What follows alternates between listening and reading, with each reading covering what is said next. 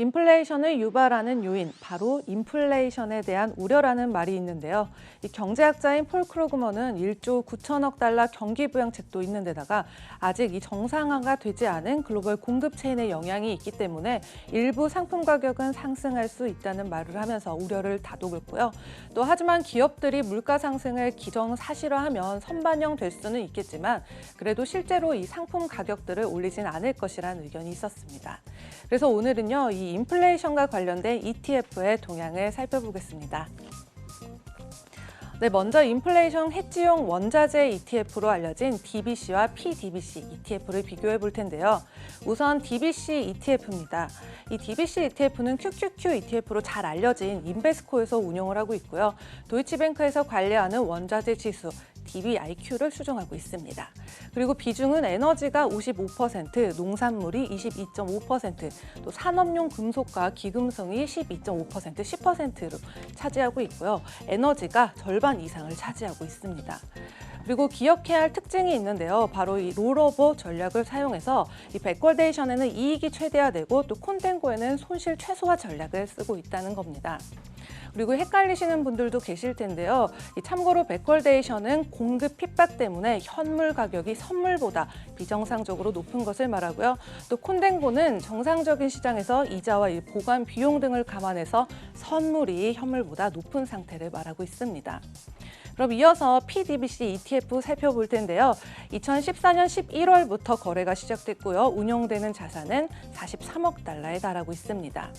그리고 마찬가지로 이 운영하는 곳이나 추종 지수는 같은데요. 차이점은 그 액티브 ETF라는 차이점이 있습니다. 그리고 구성을 살펴보면요. 에너지가 56.38%, 농산물이 22.2%, 그리고 산업용 금속이 12%, 또 귀금속이 9% 이상으로요. 둘 다 이 에너지 비중이 높아서 이 원유 가격 변동성이나 농산물 가격 랠리의 영향을 받을 수 있다는 점이 있습니다. 하지만 PDBC가 거래량이 더 많고요. 수수료가 비교적 저렴하다는 점 기억하면 좋을 것 같습니다. 이어서 수익률도 살펴보겠습니다. 이 작년 한 해 DBC는요, 이 45.74% 상승을 했고요. 오늘 장에서는 전장 대비 2.6% 상승한 16.76달러에 마감을 했습니다. 그래서 올해 들어서 14% 이상 상승세를 그려왔습니다. 그리고 PDBC는요, 작년 한 해 41.33% 상승을 했고요. 올해 3월 초에는 52주 최고가를 경신하기도 했습니다. 그래서 오늘 장에서는 2.6% 상승한 17.39달러에 마감을 했고요. 마찬가지로 올해 들어서 14% 이상 상승세를 그렸습니다. 네, 다음은 S&P 500 안에 들어있는 부동산과 리츠 섹터를 추종하는 XLRE ETF입니다. 이 XLRE ETF는요, 2015년 10월에 시작된 이래로 현재 24억 달러의 자금을 운용하고 있는데요. 구성은 주로 이 전문용, 상업용 리츠, 주거용 리츠가 있고요. 또 부동산 관리와 개발 회사가 2.73%인데요.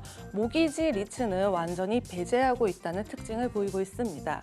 그리고 가지고 있는 상위 10개 종목의 총 비중이 60% 이상을 차지하고 있는데요. 통신용 타워인 아메리칸 타워, 또 물류창고인 프로로지스, 또 통신 및 인프라 기업인 크라운 캐슬, 또 데이터 센터인 에퀴닉스 등이 포함되어 있습니다.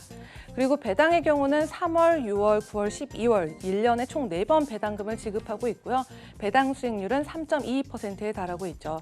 또 수익률을 봤을 때 작년 한 해 33.62% 상승을 했고요. 올해 들어서는 5.6% 상승을 했는데 이 코로나19로 타격이 컸던 만큼 경기 회복 심리가 강해지면서 그동안 상승세를 그려온 것으로 보입니다. 지금까지 글로벌 금융시장 신쿵 브리핑 펄스였습니다.